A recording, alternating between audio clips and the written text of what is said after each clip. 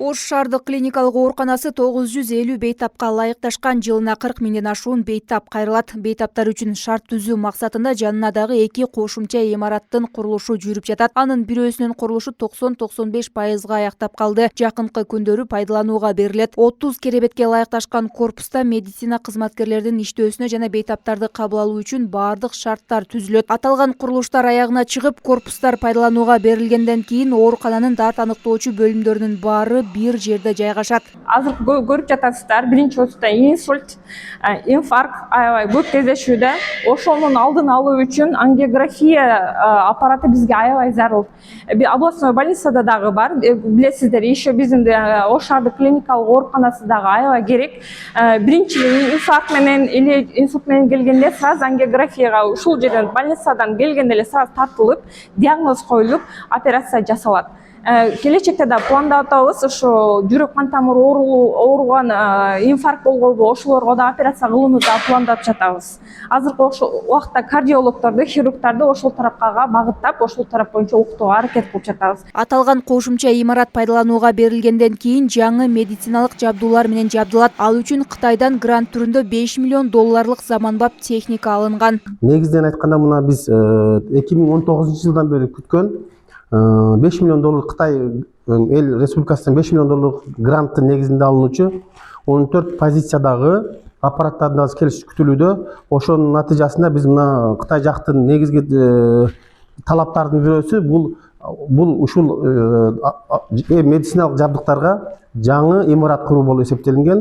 Бүгүнкү күндө жаңы имаратыбыз толугу менен бүттү. Мындай саамалыктар Алыскы Алай районунда дагы уланууда. Алсак Памир Алай айыл аймагындагы эскилиги жеткен үй бүлөлүк дарыгерлер борбору толук кандуу капиталдык оңдоп түзөөдөн өткөрүлдү. Республикалык жергиликтүү бюджеттин каржылоосу астында ишке ашырылган. Анын алкагында имараттын чатыры, эшик терезелери алмашылып, ак халатчандарга жана бейтаптарга толук шарт түзүлдү.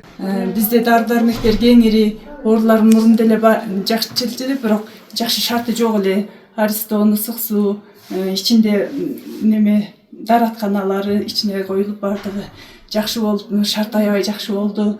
Оорулар, бардык эле оорулар жатат.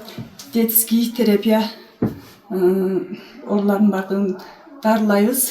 Саламаттык сактоо министринин Оштогу координатору билдиргендей, быйылкы жылы Ош шаарындагы жана облусундагы эскилиги жеткен оорукана, үй бүлөлүк дарыгерлер борборлору толук кандуу капиталдык оңдоп түзөөдөн өткөрүлүп жаңыланды. Алсак, Өзгөн, Ноокат жана Алай районундагы ооруканалар ремонттолуп, бейтаптарды кабыл алып дарылоо үчүн мүмкүнчүлүк түзүлгөн. Азыр бүгүнкү күндө мына бүт азыр министрликтин дагы саясаты бул ооруканалар жаңы типтүү, жаңы заманга ылайыкташкан оорукана болуш керек болуп атат. Себеп дегенде азыр заман ушундай, илгеркидей бир палатада азыр адамдар калбай калышты. 10дон, 8ден, 12ден жаткан учурлар. Ошон үчүн азыр мына бүт ооруканалардын азыр негизги тирмеси 2ден 3дөн ичинде баардык шарты менен деп ушул саясат менен кетип атабыз. Азыр бүгүнкү күндө ушул боюнча жумуштар жүрүп жатат. Саламаттык сактоо тармагындагы курулуштарды улай жакынкы күндөрү Кара Суу районундагы эскилиги жеткен оорукананын жаңы имаратынын курулушун баштоо үчүн капсула салынат. Быйылкы жылы Ош облусу боюнча 11 эмкана, 2 үй бүлөлүк дарыгерлер борборунун курулушу аяктап пайдаланууга берилди. Айымкан Исралы кызы, Мирзат Нууманов, УТРК Ош.